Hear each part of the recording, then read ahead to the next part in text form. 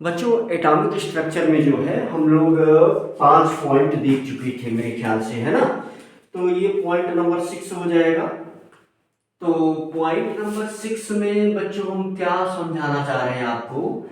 आपको जानना चाहिए बच्चों अल्फा पार्टिकल क्या है।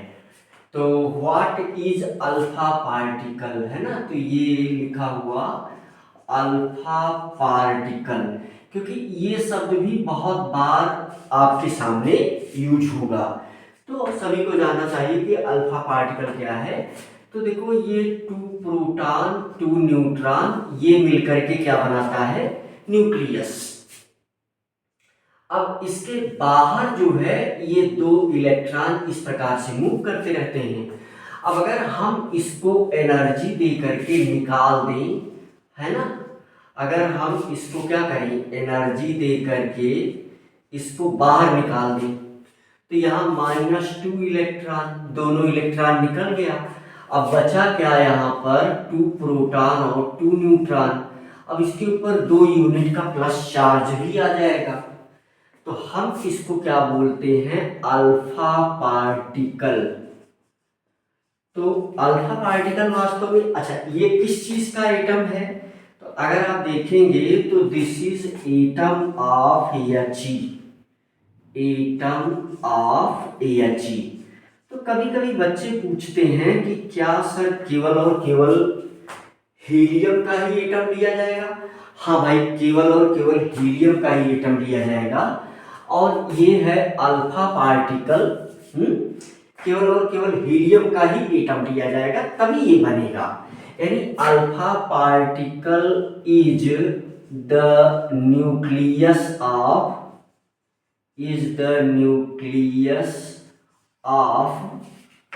है ना, is the nucleus of atom, helium atom. Helium atom का जो न्यूक्लियस है वही क्या है, अल्फा पार्टिकल है। तो मेरे ख्याल से ये बात आपको बहुत ही क्लियरली समझ में आई होगी। अच्छा, अगर हम कोई अगर हम इसको और थोड़ा सा इसके, ये हमने क्यों बताया इसको अगर हम एक्सप्लेन करें, तो देखो बच्चों इस चैप्टर में आप रदरफोर्ड के एक्सपेरिमेंट में पढ़ेंगे कि अल्फा पार्टिकल का बम्बार्डमेंट या अल्फा पार्टिकल का बम्बार्डमेंट क्लास 9th में भी बच्चे पढ़ चुके होते हैं। तो अब यहाँ एक क्वेश्चन ये आकर के बनता है कि न्यूक्लियस और एटम, है ना, ये 7वां पॉइंट, न्यूक्लियस और एटम के वॉल्यूम का क्या रेशियो है ना। तो पॉइंट नंबर 7 में हम ये जानना चाह रहे हैं। This is point number 6 and next point number 7 आपने यहां पर जान लिया अल्फा पार्टिकल। उस शुरुआत के कुछ पॉइंट हम जानना चाह रहे थे। तो जैसे वॉल्यूम ऑफ, है ना, व्हाट वॉल्यूम ऑफ न्यूक्लियस, या हम ऐसा यहाँ क्वेश्चन लिख दें, सीधा सीधा क्वेश्चन ये लिख दें कि how many times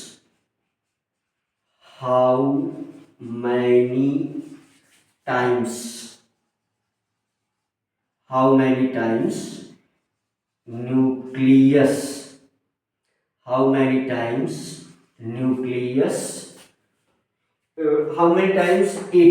many times atoms are bigger than nucleus, how many times atoms are bigger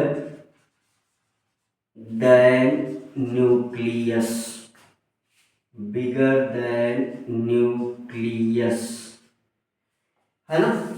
how many times atoms are bigger than nucleus.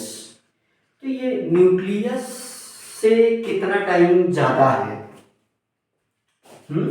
How many times atoms are bigger than nucleus. तो इसमें alpha particle की जो जानकारी हमने आपको share किया उसका importance भी बताऊंगा।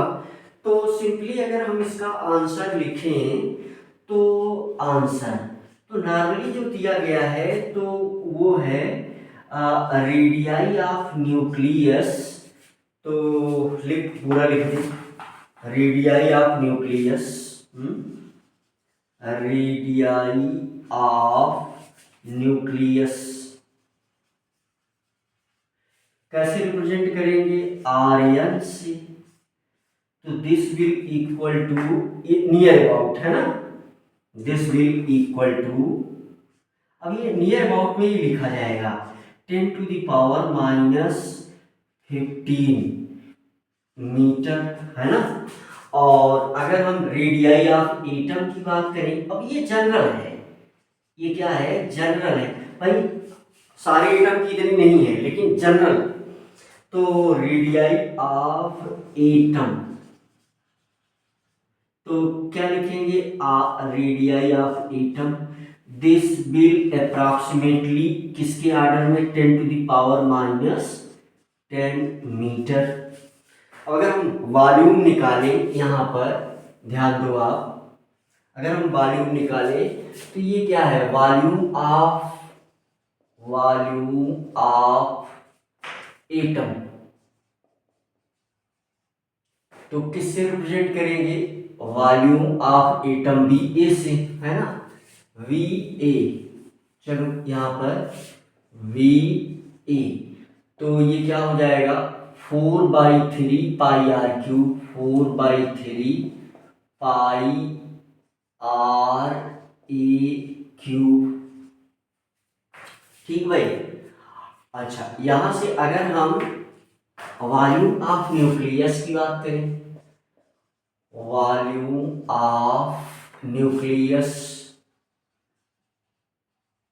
तो ये क्या हो जाएगा, वी एन, है ना, volume of nucleus V N. तो दिस विल इक्वल टू 4/3, है ना, पाई आर एन इसका क्यूब। अब हम B A upon B N कर दें, B A upon B N, तो ये क्या हो जाएगा भाई, तो ये हो जाएगा आपका 4/3 पाई, आर की जगह क्या लिखेंगे, 10⁻⁻10 मल्टीप्लाई 10⁻⁻10 पावर 3 अपान 4/3 पाई मल्टीप्लाई 10⁻⁻15 पावर 3। तो देखो यहां से ये तो भाई कैंसिल हो जाएगा, ठीक है। और यहाँ जो हमें मिलने वाला है तो 10⁻⁻30 अपान 10⁻⁻45, है ना। तो ये हो जाएगा हमारे पास 10⁻15। तो यहाँ से अगर हम देखें तो volume of atom equal to 10⁻15 volume of nucleus. तो इससे एक रिजल्ट ये मैं बताना चाहता हूँ कि बच्चों ये सोच करके आप देखिए कि न्यूक्लियस जो है वो एटम से कितना छोटा है। इससे क्या निकला, इससे रिजल्ट क्या निकला कि 10⁻15 न्यूक्लियस, है ना, volume of 10⁻15 nucleus equal to the volume of 1 atom, है ना। तो यहाँ से क्या रिजल्ट निकला कि वॉल्यूम ऑफ 10⁻15 न्यूक्लियस, है ना, 10⁻15 nucleus, volume of 10⁻15 nucleus is equal to volume of 1 atom. मेरे ख्याल से बात आपको बहुत क्लियर समझ में आई होगी। ये मैंने क्यों बताया, जैसे क्लास 9th में भी ये वाला एक्सपेरिमेंट आपने देखा होगा कि ये गोल्डन फॉइल होती है और इससे ऐसे इस प्रकार से अल्फा पार्टिकल पास करवाया जाता है और ये जा कर के ये वापस आ जाता है ना। ये सब क्या है, अल्फा पार्टिकल है। तो यहाँ पर देखो ये एक चीज बताया जाता है बच्चों कि भाई मैक्सिमम अल्फा पार्टिकल क्रॉस कर गए। तो इससे रदरफोर्ड ने अंदाजा लगाया कि भाई एटम का मैक्सिमम पार्ट इम्पटी है, खोखला है। तो यहाँ से हम आपको एक बात बताना चाहते हैं, अल्फा पार्टिकल इस गोल्डन फॉइल को, इस चादर को फाड़ करके नहीं आगे गया, यानी अल्फा पार्टिकल को पास करने की जगह ही बहुत पर्याप्त है ना एटम में। तभी देख आप ध्यान दो, अगर भाई इतना न्यूक्लियस हम मिला दें तो एक एटम बनता है। इसी वजह से अल्फा पार्टिकल को चीरने या फाड़ने की जरूरत इस गोल्डन फॉइल को नहीं पड़ी, है ना। अल्फा पार्टिकल कहाँ से पास हो गया, अल्फा पार्टिकल बच्चों इतनी जगह उसमें बची हुई है कि उसी बीच से पास हो गया, है ना। तो ये वो कुछ पॉइंट थे जिनके विषय में ऑलरेडी आपको जानना था। अगर ये सारे पॉइंट आप जानते हैं तो हम बहुत आराम से एटॉमिक स्ट्रक्चर शुरू कर सकते हैं। देखो यहाँ मैं क्या समझाने का प्रयास कर रहा हूँ आपको कि जैसे अल्फा पार्टिकल का बम्बार्डमेंट कराने से वो पन्नी को, गोल्डन फॉइल को चीर या फाड़ नहीं रहा है, बल्कि उसका वॉल्यूम ही, अल्फा पार्टिकल का वॉल्यूम, या अल्फा पार्टिकल क्या है, न्यूक्लियस है। देखो बगल में लिखा हुआ है हीलियम का न्यूक्लियस है। तो हीलियम का न्यूक्लियस है तो उस अल्फा पार्टिकल को इतनी कम जगह चाहिए कि वो एक एटम में से कितना आसानी से पास हो सकता है।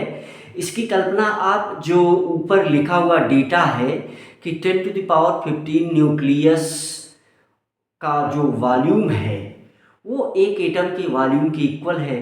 तो इससे आप यहाँ अंदाज़ा लगा सकते हैं कि अल्फा पार्टिकल वो आसानी से क्रॉस कर जाएगा, उसको गोल्डन फॉइल को चीरने या फाड़ने की कोई आवश्यकता नहीं है। इसीलिए ये कैलकुलेशन मैंने पहले करवाया भी, है ना। तो ये मोटी मोटी बातें मेरे ख्याल से आप समझ रहे हैं, है ना। और बस ये एटॉमिक नंबर और ये सारी चीज़ें आप पहले से जानते ही हैं, तो अब इतना भी बेसिक बात नहीं की जाएगी, है ना। और पिछले जो कुछ फार्मूले आपको बताए गए तो ये आपके सामने रखा गया। और अब हम जो सम इम्पॉर्टेंट पॉइंट है तो अब हम एक चार्ट के थ्रू, है ना, एक चार्ट बनाएंगे और चार्ट के थ्रू बच्चों ये समझेंगे, चार्ट बना करके हम ये समझेंगे कि हम किस प्रकार से इस चैप्टर को ख़त्म कर देंगे और उसी हेडिंग को हम फॉलो करते हुए आगे बढ़ेंगे, है ना।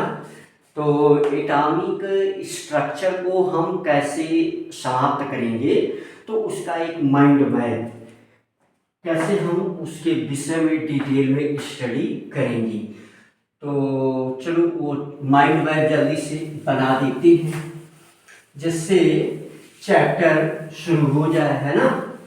तो सिंपल सा यहाँ पर some important point, some important point में 6-7 पॉइंट आपने देख लिया, 6-7 पॉइंट आपने देख लिया, राइट। तो पोटेंशियल, इलेक्ट्रिक फील्ड, ये सारी चीजें आपने समझा, क्योंकि इसको भाई यूज भी किया जाएगा बहुत अधिक, तो इसीलिए पॉइंट्स आपको जानने चाहिए। तो अब जो है एटॉमिक स्ट्रक्चर कैसे हम कवर करेंगे तो ये चीज यहाँ पर आप देख सकते हैं, है ना। तो चलिए ये जो है कवर करते हैं हम। ये है हमारे पास चैप्टर एटॉमिक स्ट्रक्चर, है ना। तो ये चैप्टर क्या है, एटॉमिक स्ट्रक्चर। तो जरा सा ध्यान दो कि कैसे हम इसको कवर करेंगे। तो इसको बच्चों हम कैसे कवर करेंगे, तो सबसे पहला पॉइंट जो है ये हो जाएगा बच्चों नंबर वन। नंबर वन हो जाएगा इंट्रोडक्शन ले लेंगे हम लोग, इंट्रोडक्शन चैप्टर, है ना। दूसरे पॉइंट पर हम बहुत मोटी बात कर लेंगे, क्लासिफिकेशन ऑफ मैटर, है ना, क्लासिफिकेशन ऑफ मैटर। ये बिल्कुल एकदम क्रम से है, ऐसे ही हम इस चैप्टर को खत्म कर देंगे, classification of matter.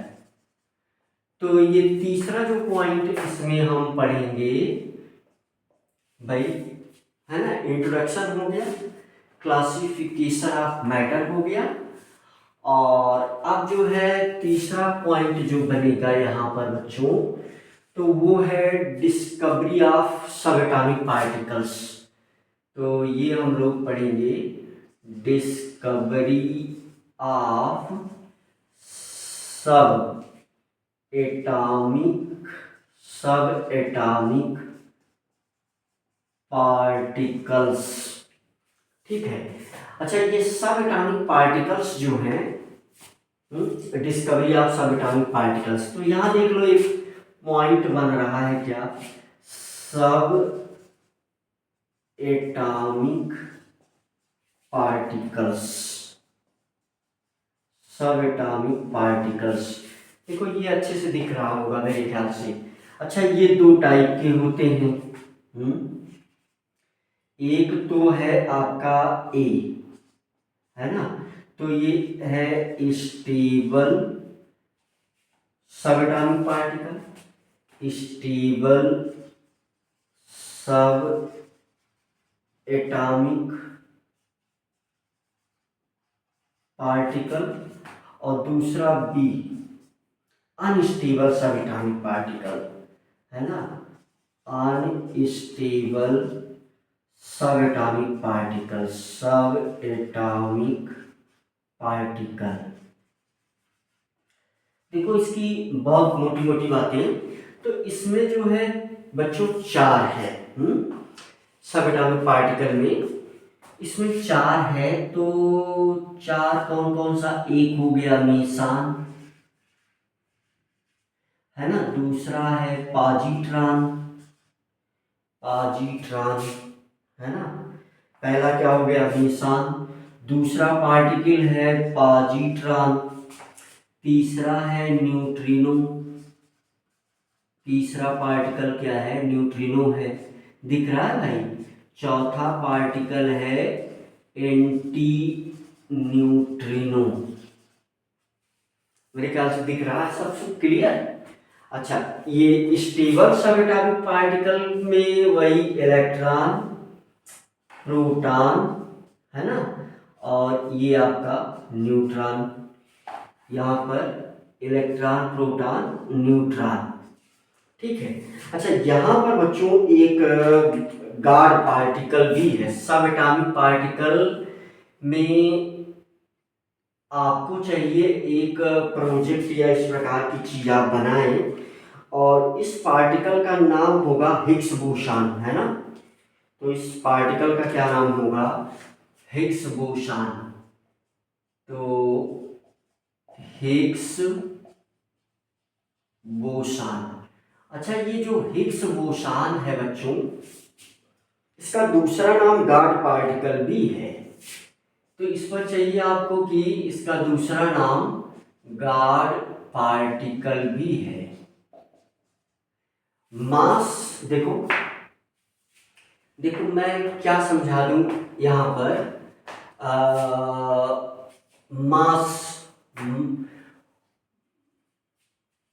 Mass of atom due to Higgs boson, तो ये चाहे पॉइंट आप यहां पर लिख सकते हैं, mass of any matter, mass of any matter is due to Higgs boson, due to Higgs boson, ठीक है। तो ये ऐसा कुछ मामला है भाई, ये तीसरा पॉइंट हो गया। तो यहाँ ये सब चीजें देख लेंगे, और फिर हम जो है चौथे पॉइंट में एटॉमिक थ्योरी और मॉडल, चौथा पॉइंट में तो ये हो गया हमारा एटॉमिक मॉडल, है ना। तो इसमें हम दो पढ़ लेंगे डिटेल में। तो पहला क्या, थॉमसन्स, है ना, थॉमसन को यहाँ पढ़ लेंगे। और दूसरा हम लोग पढ़ लेंगे रदरफोर्ड को। यहाँ रदरफोर्ड को हम समझ लेंगे और इनका एप्लीकेशन और लिमिटेशन। इन दोनों लोगों का, इनका भी और इनका भी एप्लीकेशन और लिमिटेशन, दोनों लोगों का क्या पढ़ा जाएगा, एप्लीकेशन एंड लिमिटेशन। ये चार्ट आपको तब मदद करता है जब आप दिमाग में ये आइडिया दौड़ाते हैं बच्चों कि हम कैसे ट्राई करें कि पूरा चैप्टर हमारी ग्रिप में आ जाए। तो ये चार्ट बहुत ज़्यादा मदद करता है। पांचवें पॉइंट में हम वेव के विषय में पढ़ेंगे भाई, वेव को पढ़ेंगे। अच्छा, इस वेव से रिलेटेड बहुत सारी बातें, जैसे इसी के अंतर्गत हम पढ़ना चाहेंगे प्लैंक्स क्वांटम थ्योरी।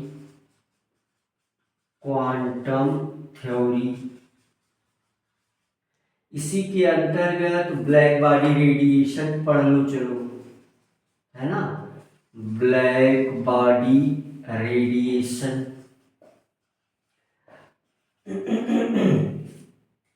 अच्छा, इसी के अंतर्गत आप पढ़ लोगे photo electric effect.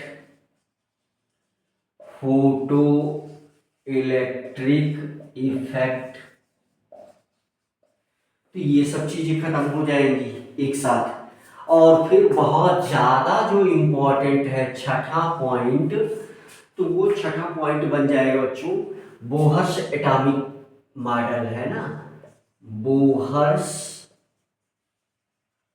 Atomic model. यहां पर हम क्या लिखेंगे, बोहर्स एटॉमिक थ्योरी। तो इसमें जो है लिमिटेशन और एप्लीकेशन, तो एक क्या है एप्लीकेशंस,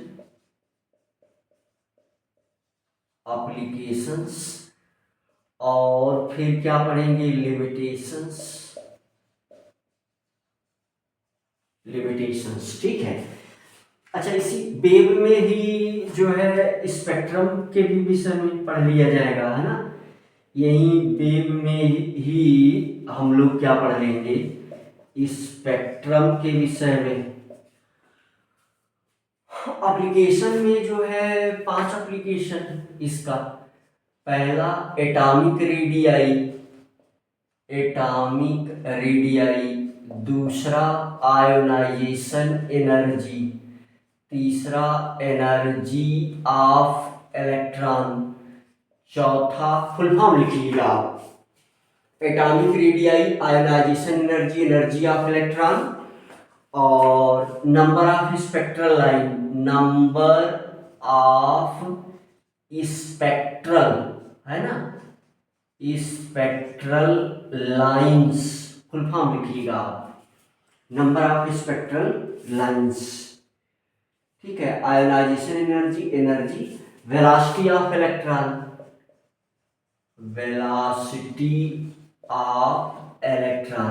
ये सब कहाँ होगा, इनसाइड एटम। फिर उसके बाद ड्यूअल नेचर ऑफ मैटर। फिर उसके बाद देखो यहां तक पॉइंट नंबर 6 तक ये ओल्ड एटॉमिक स्ट्रक्चर है। पॉइंट नंबर 7 से न्यू एटॉमिक स्ट्रक्चर शुरू हो जाएगा। तो पॉइंट नंबर 7 में क्या पढ़ेंगे हम, ड्यूअल नेचर ऑफ मैटर, है ना, ड्यूअल नेचर ऑफ मैटर। तो इसमें क्या है, डी ब्रॉगली इक्वेशन है, de Broglie's equation. De Broglie equation है छठी सातवें पॉइंट में। फिर जो है यू कैन से 8वें पॉइंट में Heisenberg uncertainty principle, Heisenberg uncertainty principle. ठीक है, 8वां पॉइंट हो गया। फिर 9वें पॉइंट में पॉइंट नंबर 9, देखो फुल फॉर्म लिखिएगा, इलेक्ट्रॉनिक कन्फिग्रेशन और इससे रिलेटेड लॉज जो हैं, तो कौन कौन से, एक तो हुंड का है और दूसरा किसका है, आफबाउ का, और यहीं पर फिर एटॉमिक ऑर्बिटल या shape of orbital, shape of atomic orbital, या नॉर्मली लिख दे रहा हूं एटॉमिक ऑर्बिटल। ठीक है,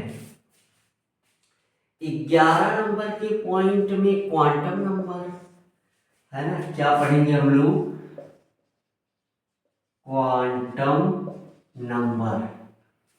और लास्ट में जो डिटेल में स्टडी हम लोग कर लेंगे 12 नंबर पॉइंट में, वो है श्रोडिंगर वेव इक्वेशन। ठीक है, तो ये हम पढ़ेंगे Schrodinger wave, Schrodinger wave equation, Schrodinger wave equation. ठीक है भाई, तो ये हम तेजी से कुल मिला करके ये एक मोटा मोटी रफ आइडिया आपके सामने हमने शो कर दिया है ना। तो ये सारी चीज़ें यहाँ से चैप्टर जो है ये वाला समाप्त हो जाएगा। तो इस प्रकार से बहुत मोटा आइडिया हमने आपको देने का प्रयास किया, और इंट्रोडक्शन से हम नेक्स्ट लेक्चर में शुरू करते हैं, राइट।